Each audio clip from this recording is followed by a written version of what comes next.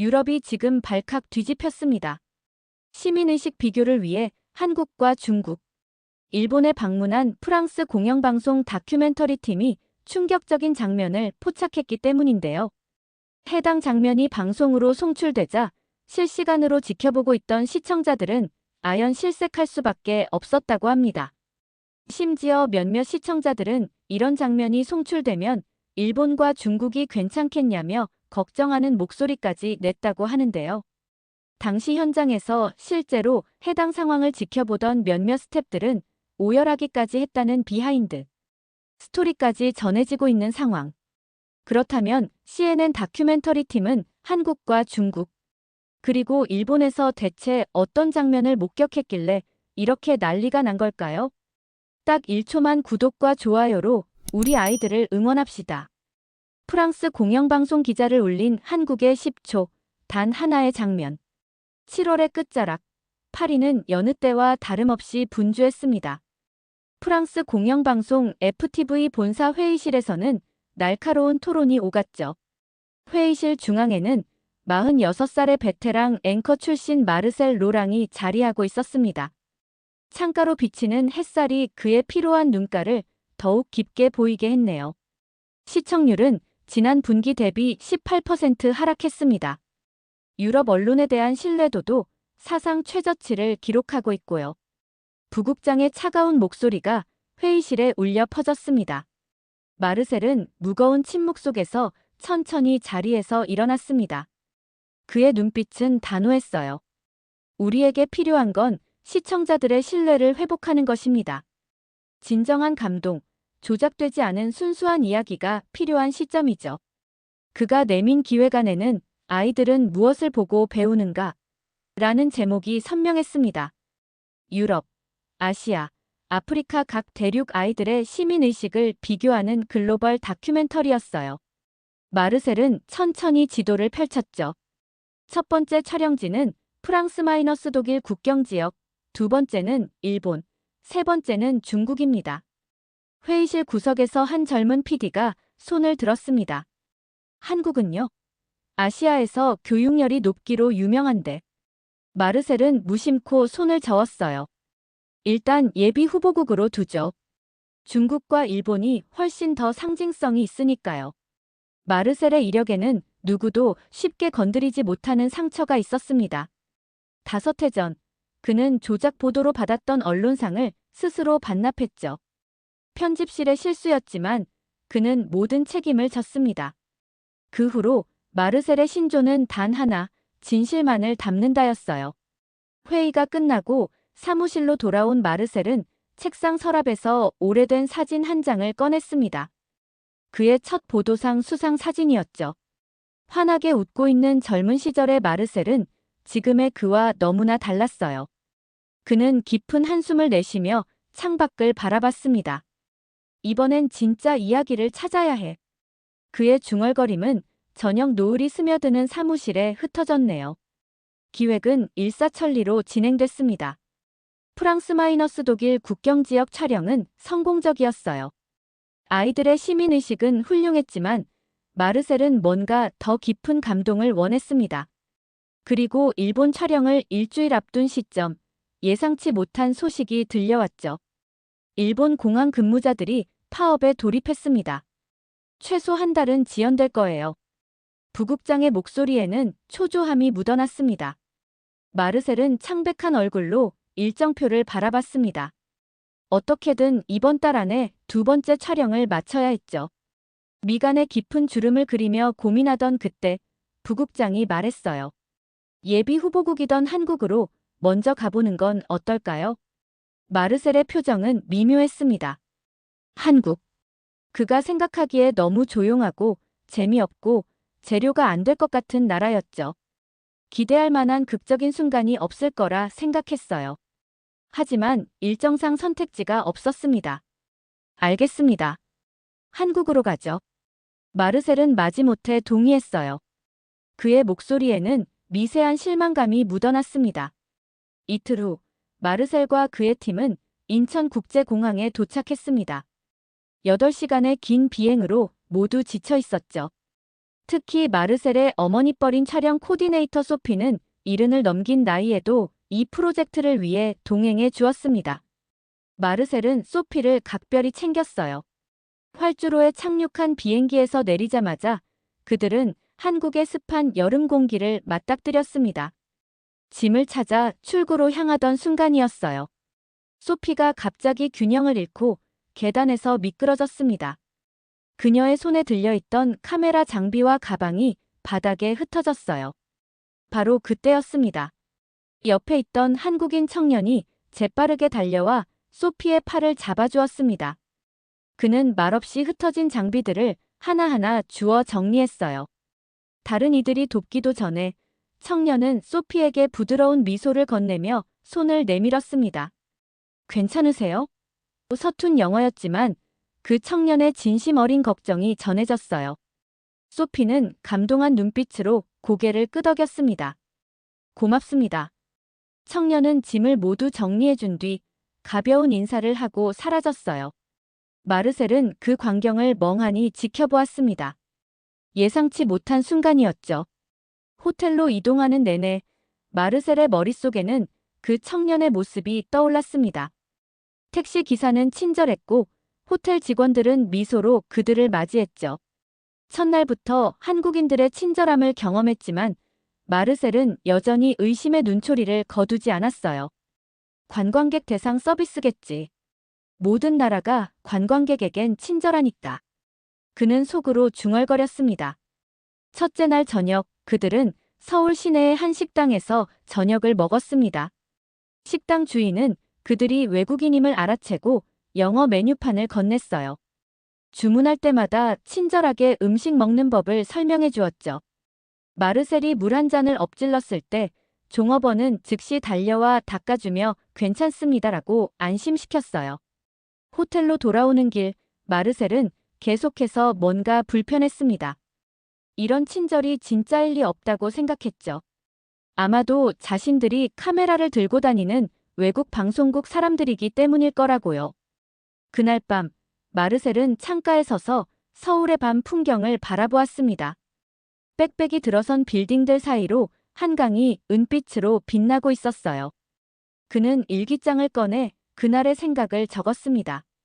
첫날부터 친절함을 경험했지만 이게 진짜인지 아닌지는 아직 모르겠다. 내일부터 본격적인 촬영이 시작된다. 아이들의 시민의식, 과연 어떨까? 기대 반 걱정 반이다. 마르셀은 침대에 누웠지만 쉽게 잠들지 못했습니다. 공항에서 소피를 도와준 청년의 얼굴이 자꾸만 떠올랐어요. 그 청년의 행동에는 어떤 계산도, 어떤 이유도 없었습니다. 그저 도움이 필요한 사람을 보았을 때의 자연스러운 반응이었죠. 내일은 어떤 일이 기다리고 있을까? 마르셀의 생각은 깊어졌고 서서히 잠에 빠져들었습니다. 이튿날 마르셀과 촬영팀은 서울 시내 곳곳을 돌아다녔습니다. 그들은 지하철, 시장, 공원 등 일상적인 공간에서 한국인들의 모습을 카메라에 담았죠. 마르셀은 처음에는 의구심을 품었지만 점차 놀라움을 감추지 못했어요. 지하철에서는 자리에 앉아있던 청소년들이 노인이 타자마자 일어나 자리를 양보했습니다. 횡단보도에서는 모든 사람들이 신호를 철저히 지켰고 길거리에는 쓰레기 하나 보이지 않았죠. 심지어 복잡한 시장 안에서도 사람들은 서로 부딪혀도 웃으며 괜찮아요라고 말했습니다. 이건 연출된 게 아닐까요? 촬영 감독 클레망이 마르셀에게 속삭였어요. 마르셀은 고개를 젓습니다. 우리가 어디서 촬영할지 아무도 모르잖아. 그럴 수 없어. 그들은 초등학교 근처로 이동했습니다. 학교 시간이 되자 아이들이 우르르 쏟아져 나왔어요. 마르셀은 그들의 행동을 관찰했습니다. 놀랍게도 아이들은 서로 질서를 지키며 움직였고 작은 아이들을 챙기는 모습이 자연스러웠죠. 한 아이가 달리다 넘어졌을 때 주변의 아이들이 즉시 달려와 일으켜 세우고 먼지를 털어주었습니다. 마르셀은 그 장면을 보며 일본과 중국에서의 촬영을 떠올렸어요. 아직 가보지 않은 곳이었지만 이런 순수한 장면을 담을 수 있을지 의문이 들었습니다. 저녁이 되자 마르셀은 호텔 근처 작은 술집에 들렀습니다. 그곳에서 우연히 한국인 영어 교사와 대화를 나누게 됐죠. 한국 사람들이 이렇게 친절한 이유가 뭔가요? 마르셀이 물었습니다. 교사는 잠시 생각하더니 대답했어요. 우리에겐 정이라는 게 있어요. 서로 돕고 배려하는 마음이죠. 어릴 때부터 가정에서, 학교에서 자연스럽게 배웁니다. 마르셀은 고개를 끄덕였지만 여전히 확신이 서지 않았어요. 너무 이상적으로 들렸기 때문입니다. 사흘 후, 마르셀의 팀은 도쿄로 향했습니다. 파업이 일부 해제되어 촬영이 가능해졌죠. 마르셀은 한국에서 보았던 장면들을 머릿속에서 정리하며 비행기에 올랐어요. 그곳에서의 경험은 분명 좋았지만 여전히 그것이 진짜인지에 대한 의문은 남아 있었습니다. 도쿄에 도착한 그들은 즉시 벽에 부딪혔습니다. 행정적 절차가 복잡했고 촬영 허가를 받는 데만 이틀이 걸렸어요. 드디어 촬영을 시작했을 때 마르셀은 기대와 다른 현실에 당혹스러워했습니다. 번화가에서 진행된 첫 촬영에서 그들은 천천히 걷는 노인을 설정했습니다. 지나가는 아이들의 반응을 보기 위함이었죠. 하지만 놀랍게도 대부분의 아이들은 노인을 무시하고 지나갔어요. 어떤 아이는 심지어 서두르다 노인을 살짝 밀기도 했습니다. 컷! 마르셀이 외쳤습니다. 그의 얼굴에는 실망감이 역력했어요. 그날 저녁 호텔바에서 제작진 회의가 열렸습니다. 분위기는 무거웠죠. 이대로는 좋은 다큐가 나오긴 힘들 것 같습니다. 조연출이 말했어요. 약간의 연출이 필요하지 않을까요? 마르셀의 눈빛이 차갑게 빛났습니다. 절대 안 됩니다. 우린 진실만을 담을 겁니다. 조연출은 말을 이었어요. 하지만 시민의식을 보여주는 장면이 거의 없어요. 이대로면 시청자들에게 보여줄 게 없습니다. 마르셀의 마음속에는 과거의 기억이 되살아났습니다. 5해 전, 그가 조작 논란으로 기자상을 반납했던 그 순간이요. 얼마나 괴로웠는지, 얼마나 자신을 책망했는지. 그 트라우마는 아직도 생생했습니다. 내가 그 길로 다시는 돌아가지 않을 거예요. 차라리 아무것도 찍지 않는 게 낫습니다. 그날 밤, 마르셀은 혼자 호텔 창가에 서서 도쿄의 불빛을 바라보았습니다. 그리고 문득 서울에서 보았던 장면들이 떠올랐어요. 그 자연스러운 친절함, 그 순수한 배려. 그것이 정말 진짜였을까? 베이징 공항에 도착한 마르셀의 표정은 어두웠습니다. 일본에서의 실패는 그를 더욱 완고하게 만들었죠. 이번에는 반드시 의미 있는 장면을 담아야 한다는 압박감이 그를 짓눌렀어요. 중국은 철저히 집단주의 사회입니다. 시민의식이 자연스럽게 몸에 배어 있을 겁니다. 마르셀은 팀원들에게 설명했어요. 그의 목소리에는 희망이 묻어 있었습니다. 하지만 현실은 냉혹했죠. 첫날부터 관료주의적 장벽에 부딪혔습니다. 공무원들은 비협조적이었고 촬영 허가를 받는 데만 나흘이 걸렸어요. 그나마 제한된 장소에서만 촬영이 가능했습니다. 베이징 지하철에서 첫 촬영이 시작됐어요. 배우를 고용해 노인 역할을 맡게 했습니다. 노인은 지하철에서 비틀거리다 넘어졌죠. 카메라는 주변 사람들의 반응을 포착했습니다. 충격적이게도 대부분의 사람들은 노인을 외면했어요. 어떤 이들은 불편한 표정으로 자리를 피했고 일부는 무관심하게 휴대폰만 바라봤습니다. 이게 현실입니까? 마르셀이 중얼거렸습니다. 그의 눈에는 실망감이 가득했어요. 베이징 시내 곳곳을 돌아다니며 여러 상황을 연출했지만 결과는 비슷했습니다. 시민들은 대체로 무관심했고 아이들마저 어른들의 그 태도를 그대로 배우고 있었죠. 물론 친절한 사람들도 있었지만 마르셀이 찾던 그 자연스러운 배려의 순간은 보기 힘들었어요. 촬영 닷새째 되던 날, 마르셀은 절망에 빠졌습니다. 호텔 라운지에서 혼자 술을 마시며 지난 촬영 영상들을 다시 보고 있었죠. 일본, 중국. 둘 다 그가 기대했던 장면을 담지 못했습니다. 그때 클레망이 다가왔어요. 마르셀, 괜찮아요? 마르셀은 고개를 저었습니다. 우리가 이 다큐멘터리로 보여주려는 게 뭔지 더 이상 모르겠어. 아시아의 시민의식? 글쎄, 지금까지 본 것들은 그리 인상적이지 않았어. 클레망은 잠시 생각에 잠기더니 말했습니다. 그때 한국 공항에서 본 장면, 혹시 그게 진짜일 수도 있지 않을까요? 마르셀은 깊은 한숨을 내쉬었어요. 그 순간이 떠올랐습니다. 소피가 넘어졌을 때 달려와 도와준 청년, 그 자연스러운 친절함. 물론 가능성은 있지. 하지만 그건 한 사람의 행동일 뿐이야. 마르셀이 답했습니다. 클레망은 고개를 저었어요. 아니요, 기억나세요? 지하철에서도, 식당에서도, 거리에서도. 한국인들은 늘 그랬어요. 우리가 그걸 놓친 거예요. 마르셀의 눈이 커졌습니다. 머릿속에서 서울에서의 기억들이 하나둘 떠올랐어요. 지하철에서 자리를 양보하던 학생들, 과일 하나를 더 담아주던 시장 상인, 길을 물었을 때 직접 안내해주던 행인. 그는 노트북을 열고 서울에서 촬영한 영상들을 다시 보기 시작했습니다. 그동안 의미 없다고 생각했던 장면들이 이제는 다르게 보였어요. 그 자연스러운 친절함, 그 순수한 배려. 그것은 연출이 아니었습니다. 클레망, 나 생각이 있어. 마르셀의 눈빛이 달라졌습니다. 한국으로 다시 돌아가자. 클레망은 놀란 표정을 지었어요. 정말요? 일정이 그렇게 여유롭지 않은데. 마르셀은 결연한 표정으로 말했습니다. 본사에 요청할게. 이건 중요해. 그날 밤, 마르셀은 파리 본사와 긴 통화를 했습니다. 처음에 부국장은 반대했지만 마르셀의 강한 의지에 결국 승낙했죠. 3일. 그 이상은 어렵습니다. 부국장의 목소리가 전화기 너머로 들려왔어요. 충분합니다. 감사합니다.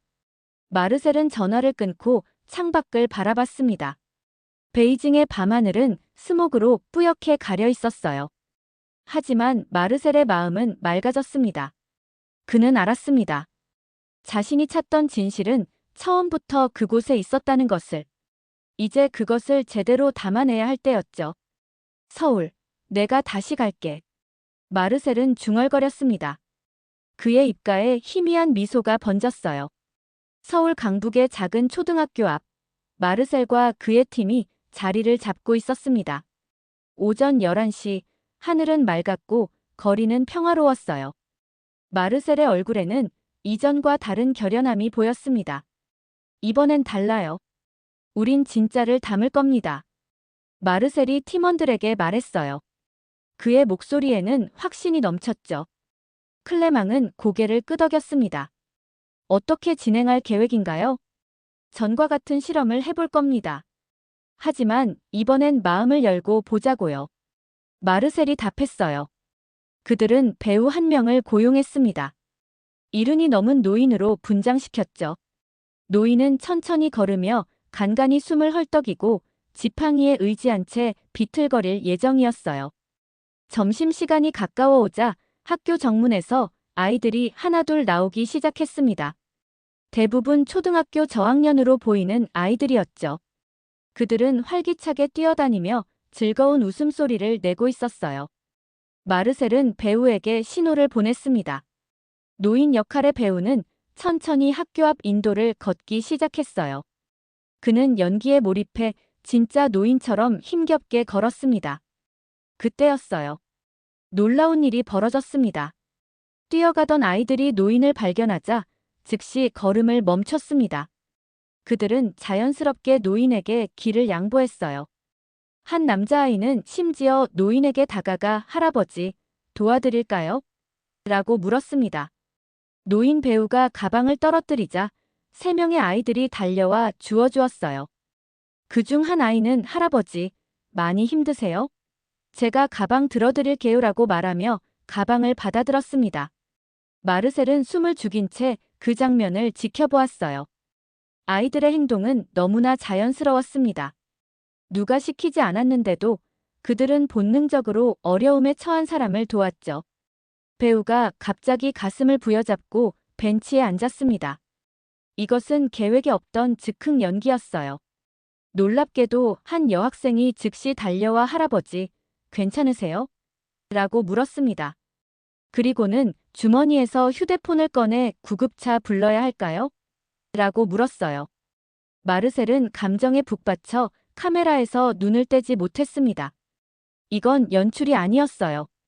아이들은 카메라가 있다는 사실도 모른 채 그저 자신들이 옳다고 생각하는 행동을 하고 있었습니다.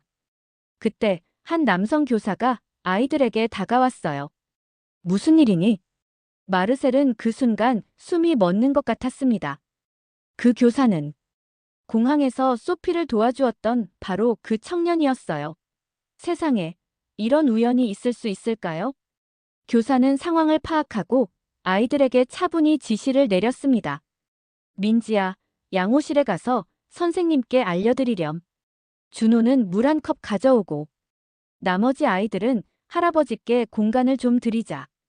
아이들은 즉시 선생님의 말에 따랐습니다. 질서정연하게, 하지만 진심 어린 걱정의 표정으로요. 마르셀은 더 이상 참을 수 없었습니다. 컷. 그가 외쳤어요. 모두가 그를 바라보았습니다. 교사도 놀란 표정으로 마르셀을 쳐다봤어요. 이게 다 촬영이었나요? 교사가 물었습니다. 마르셀은 천천히 교사에게 다가갔어요. 기억하시나요? 우리 한 달 전에 인천공항에서 만났습니다. 당신이 우리 팀원을 도와주셨죠? 교사의 눈이 커졌습니다. 아, 그랬었나요? 죄송합니다. 기억이 잘. 마르셀은 고개를 저었어요. 아니요, 사과할 필요 없습니다. 오히려 제가 감사드릴 일이죠. 근데 왜 이런 촬영을? 교사가 물었습니다. 마르셀의 눈에는 감동의 빛이 어렸습니다. 이건 아이들의 시민의식에 관한 다큐멘터리입니다. 그리고 방금 전 당신의 학생들이 우리에게 가장 아름다운 장면을 선물해줬어요. 교사는 미소를 지었습니다. 아, 그런 거였군요. 우리 아이들이 뭐 특별한 걸 한 건 아닌데. 바로 그 말이었어요. 마르셀은 그 순간 깨달았습니다. 이들에게는 이것이 특별한 일이 아니라 당연한 일이었던 거죠. 우리 학교에 들어오시겠어요? 청년 교사가 마르셀에게 제안했습니다. 그의 이름은 김민준이었어요. 아이들의 생활을 더 가까이서 보실 수 있을 겁니다. 마르셀은 기꺼이 그 제안을 받아들였습니다. 그들은 초등학교 교문을 지나 안으로 들어갔죠. 복도에는 아이들의 그림과 글이 가득했어요. 특히 눈에 띄는 것은 수요일은 배려 실천의 날이라는 포스터였습니다. 이게 무슨 의미인가요? 마르셀이 물었어요. 민준 선생님은 미소를 지었습니다. 매주 수요일마다 우리 학교에서는 특별한 활동을 해요. 아이들이 서로 돕고 배려하는 시간이죠. 요양원 방문, 쓰레기 줍기, 도움이 필요한 친구 돕기 같은 활동들이에요. 그들은 교실로 향했습니다. 아이들은 이미 점심을 먹기 위해 자리에 앉아 있었어요. 민준 선생님이 들어서자 아이들이 일제히 인사했습니다. 선생님, 이분은 누구세요? 한 여자아이가 호기심 어린 눈으로 물었습니다. 이분은 프랑스에서 오신 마르셀 선생님이야. 다른 나라 아이들에 대한 영상을 만드시는 분이지. 민준 선생님이 대답했어요. 아이들의 눈이 반짝였습니다. 그들은 설레는 표정으로 마르셀을 바라봤죠. 마르셀은 아이들 앞에 서서 미소를 지었습니다. 안녕하세요, 여러분. 프랑스에서 왔어요. 여러분이 어떻게 생활하는지 보고 싶어서 왔답니다. 아이들은 호기심 가득한 질문을 쏟아냈어요. 프랑스는 어떤 곳인가요? 프랑스 아이들도 우리처럼 학교에 다니나요? 프랑스 음식은 맛있나요? 마르셀은 즐거운 표정으로 아이들의 질문에 답했습니다. 그의 마음은 따뜻해졌어요. 아이들의 순수함이 그를 감동시켰습니다. 점심시간이 끝나고 민준 선생님은 마르셀에게 특별한 수업을 보여주었습니다. 그것은 마음 나누기 시간이었어요. 오늘은 도움이 필요한 사람을 어떻게 도울까에 대해 이야기해 볼까요? 민준 선생님이 물었습니다. 한 남자아이가 손을 들었어요. 길을 잃은 사람이 있으면 목적지까지 같이 가줘요. 다른 아이가 말했습니다. 할머니, 할아버지가 무거운 것을 들고 계시면 대신 들어드려요.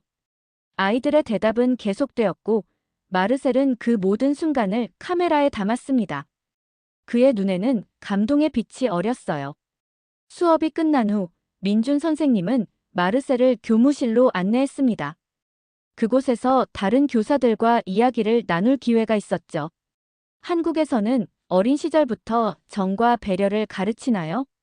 마르셀이 물었습니다. 한 여교사가 대답했어요. 그건 가르친다기보다는 함께 살아가는 방식이에요. 우리 문화의 일부죠. 다른 교사가 덧붙였습니다. 물론 요즘은 개인주의가 강해지고 있어요. 하지만 여전히 우리는 아이들에게 함께 살아가는 법을 보여주려 노력합니다. 마르셀은 고개를 끄덕였어요.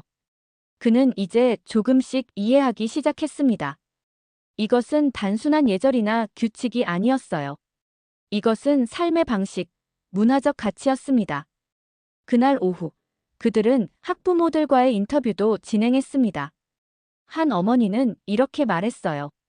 우리는 아이에게 늘 다른 사람의 입장에서 생각해봐라고 말합니다. 그게 배려의 시작이죠. 또 다른 어머니는 우리 아이가 학교에서 돌아와 오늘 친구를 도왔어요 라고 말할 때가 가장 뿌듯해요 라고 덧붙였습니다. 마르셀은 그날 저녁 호텔방에서 촬영한 영상들을 다시 보았습니다. 화면 속에는 순수한 아이들의 얼굴, 진심 어린 배려의 순간들이 담겨 있었어요. 그리고 그 모든 것의 중심에는 민준 선생님이 있었습니다. 난 왜 처음에 이걸 보지 못했을까? 마르셀은 중얼거렸습니다. 그의 눈에는 눈물이 고였어요. 다음 날 마르셀은 민준 선생님의 수업을 하루 종일 따라다녔습니다.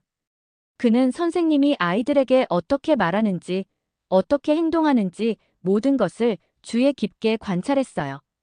그리고 점점 더 깊은 감동에 빠져들었습니다. 촬영 마지막 날, 마르셀은 민준 선생님과 학교 옥상에서 대화를 나누었습니다. 서울의 전경이 그들 앞에 펼쳐져 있었죠. 해가 지기 시작하면서 하늘은 붉게 물들고 있었습니다. 선생님께서는 왜 교사가 되셨나요? 마르셀이 물었어요. 민준 선생님은 잠시 하늘을 바라보더니 대답했습니다. 제가 초등학생이었을 때 한 선생님이 계셨어요. 그분은 늘 저희에게 사람이 먼저다라고 가르치셨습니다. 그 말이 제 인생을 바꿨죠. 어떤 의미인가요? 사람이 먼저라는 말이요. 마르셀이 다시 물었어요. 성적, 돈, 성공. 그런 것들보다 사람과 사람 사이의 관계가 더 중요하다는 뜻입니다. 우리가 서로 어떻게 대하느냐가 결국 우리를 정의하는 것이죠. 민준 선생님의 목소리는 차분했지만 확신에 차 있었습니다. 마르셀은 깊은 감동을 느꼈습니다. 그는 자신의 과거를 떠올렸어요. 진실보다 시청률을 중시했던 때, 그로 인해 잃어버렸던, 하지만 잊지 못했던 기자로서의 순수한 열정. 제가 취재 중에 느낀 건데요. 마르셀이 말을 이었습니다.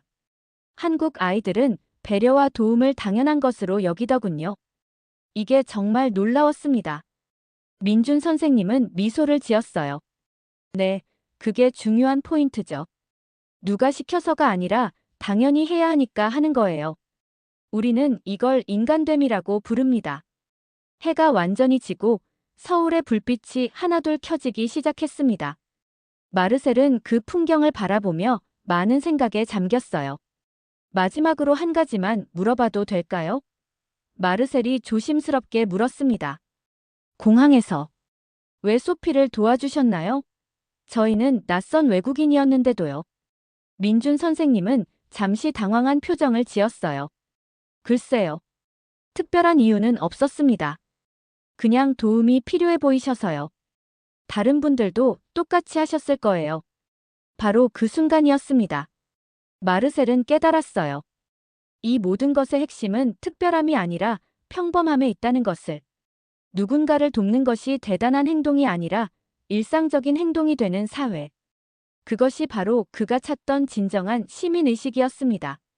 촬영 마지막 날 저녁, 마르셀의 팀은 민준 선생님과 학교 교직원들을 초대해 작은 감사 파티를 열었습니다. 분위기는 화기애애했습니다. 선생님 덕분에 정말 좋은 다큐멘터리가 될 것 같습니다. 마르셀이 민준 선생님께 말했어요. 파리로 돌아가면 바로 편집에 들어갈 겁니다. 민준 선생님은 부끄러운 듯 고개를 저었습니다. 저는 특별한 일을 한 게 없어요. 그저 평소처럼 행동했을 뿐인데. 소피가 다가와 민준 선생님의 손을 잡았습니다. 당신이 공항에서 저를 도와주셨을 때 저는 깊이 감동했어요. 그 순간을 잊지 못할 겁니다. 민준 선생님의 눈에 감동의 빛이 어렸어요. 그런 말씀해 주시니 제가 더 감사합니다. 마르셀은 그 광경을 지켜보며 또 한 번 감정에 북받쳤습니다. 그는 창가로 걸어가 밤하늘을 바라보았어요. 서울의 밤은 따뜻했고 그의 마음도 그러했습니다. 그날 밤 호텔방으로 돌아온 마르셀은 노트북을 펴고 글을 쓰기 시작했습니다. 그것은 다큐멘터리의 내레이션이 될 글이었어요. 우리는 종종 거창한 것에서 감동을 찾으려 합니다. 하지만 진정한 감동은 작은 순간, 일상적인 행동에서 옵니다. 한국에서 저는 배움을 얻었습니다. 배려는 배우는 것이 아니라 살아가는 것이라는 진리를요. 그의 손가락이 키보드 위에서 빠르게 움직였습니다. 오랜만에 느끼는 기자로서의 열정, 진실을 전하고자 하는 순수한 욕망이 그를 이끌었어요. 아이들은 어른의 행동을 봅니다. 어른이 하는 대로 배웁니다. 한국의 아이들이 배려를 알게 된 것은 그들을 가르치는 어른들이 먼저 그렇게 살아가고 있기 때문입니다. 마르셀의 눈에서 눈물이 흘러내렸습니다. 그것은 감동의 눈물이자 자신을 되찾은 기쁨의 눈물이었어요. 파리, FTV 본사 시사회장. 초대받은 언론인과 방송 관계자들이 자리를 가득 메운 가운데 마르셀의 다큐멘터리 아이들이 보는 세상이 상영되고 있었습니다. 마르셀은 맨 뒷자리에 앉아 긴장된 표정으로 사람들의 반응을 살폈어요. 화면에는 한국 아이들의 모습이 담겨 있었습니다. 길을 잃은 노인을 돕는 장면, 친구가 넘어지자 일으켜 세우는 장면, 버스에서 자리를 양보하는 장면. 그리고 마지막으로 민준 선생님과 아이들이 함께 웃는 모습이 보였죠. 배려는 배우는 것이 아니라 살아가는 것입니다. 한국에서 저는 그 진리를 발견했습니다. 마르셀의 내레이션과 함께 영상이 끝났습니다. 잠시 침묵이 흘렀고 그 후 우렁찬 박수 소리가 시사회장을 가득 채웠어요. 사람들은 일어나 기립박수를 보냈습니다. 부국장이 마르셀에게 다가왔어요. 놀라운 작품이었어요, 마르셀. 당신은 우리가 잊고 있던 것을 다시 일깨웠습니다. 마르셀은 미소를 지었습니다. 그의 눈에는 자신감이 넘쳤어요. 이건 시작일 뿐입니다. 더 많은 이야기가 있습니다. 다큐멘터리는 2주 후 프랑스 전역에 방영되었습니다. 반응은 폭발적이었죠. 시청률은 FTV 역대 시사 다큐멘터리 중 최고를 기록했고 사회관계망 서비스에서는 뜨거운 토론이 이어졌어요. 한국 같은 나라에서 살고 싶다. 우리도 아이들에게 이런 가치를 가르쳐야 한다. 이것이 진정한 교육이다. 댓글과 공유가 쏟아졌습니다. 심지어 프랑스 교육부 장관은 공식 성명을 통해 이러한 교육적 가치를 우리 시스템에도 도입할 방법을 모색하겠다고 발표했죠. 방송 한 달 후 마르셀은 부국장실에 불려갔습니다. 부국장은 웃는 얼굴로 그를 맞이했어요. 좋은 소식이 있습니다, 마르셀. 서울 특파원 자리가 비었습니다. 당신이 가장 적합한 인물이라고 판단되는데요. 마르셀의 눈이 커졌습니다. 서울 특파원이요? 부국장은 고개를 끄덕였어요. 당신처럼 한국을 깊이 이해하는 사람은 없으니까요. 물론 선택은 당신 몫입니다. 파리에서의 자리도 여전히 수락하겠습니다. 마르셀이 즉시 답했습니다. 그의 목소리에는 확신이 넘쳤어요. 2달 후 마르셀은 서울의 작은 아파트에 짐을 풀었습니다. 창문 너머로 한강이 보였죠. 그는 벽에 민준 선생님과 찍은 사진을 걸었어요. 사진 속 두 사람은 환하게 웃고 있었습니다. 마르셀은 이제 매주 한국의 이야기를 프랑스로 전하고 있습니다. 그의 리포트는 항상 높은 시청률을 기록했어요. 프랑스인이 본 한국, 서울의 일상, 한국 교육의 비밀 등의 주제로 말이죠. 특히 그가 민준 선생님의 학교에서 정기적으로 제작하는 아이들의 눈으로 본 세상 시리즈는 프랑스 시청자들의 큰 사랑을 받았습니다. 마르셀은 종종 직접 카메라를 들고 아이들과 함께 거리로 나가 그들의 시선으로 세상을 담았어요. 1년이 지난 어느 날, 마르셀은 민준 선생님과 한강변을 걷고 있었습니다. 봄바람이 살랑이는 평화로운 오후였죠. 프랑스로 돌아갈 생각은 없나요? 민준 선생님이 물었어요. 마르셀은 잠시 강을 바라보더니 대답했습니다. 지금 제가 있어야 할 곳은 여기입니다. 아직 전해야 할 이야기가 많으니까요. 당신의 방송 덕분에 한국을 방문하는 프랑스 관광객이 크게 늘었다고 들었어요. 민준 선생님이 웃으며 말했습니다. 마르셀도 미소를 지었어요. 그게 제 일의 보람이죠. 사람들에게 새로운 시각을 제공하는 것, 그것이 진정한 언론인의 역할이니까요. 저녁이 되자 그들은 한강변 작은 포장마차에 앉았습니다. 마르셀은 소주 한 잔을 들었어요. 알아요?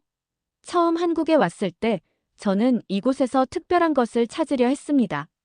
하지만 지금 생각해보면 한국의 진정한 아름다움은 그 평범함 속에 있었어요. 당연하게 여겨지는 배려와 존중, 그것이 얼마나 특별한 것인지를 이제야 알게 됐죠. 민준 선생님은 고개를 끄덕였습니다. 가끔은 멀리서 온 사람이 우리가 미처 보지 못하는 것을 알려주는 법이죠. 그날 밤, 마르셀은 자신의 작은 아파트 베란다에 서서 서울의 야경을 바라보았습니다. 불빛으로 가득한 도시는 마치 별이 내려앉은 것처럼 아름다웠어요. 그는 노트북을 열고 새로운 기사를 쓰기 시작했습니다. 제목은 프랑스 언론인이 한국에 정착한 이유였어요. 때로는 가장 위대한 교훈이 가장 작은 순간에서 옵니다. 한국의 평범한 배려가 저의 인생을 바꿨습니다. 이제 저는 진정한 이야기를 말하고 있습니다.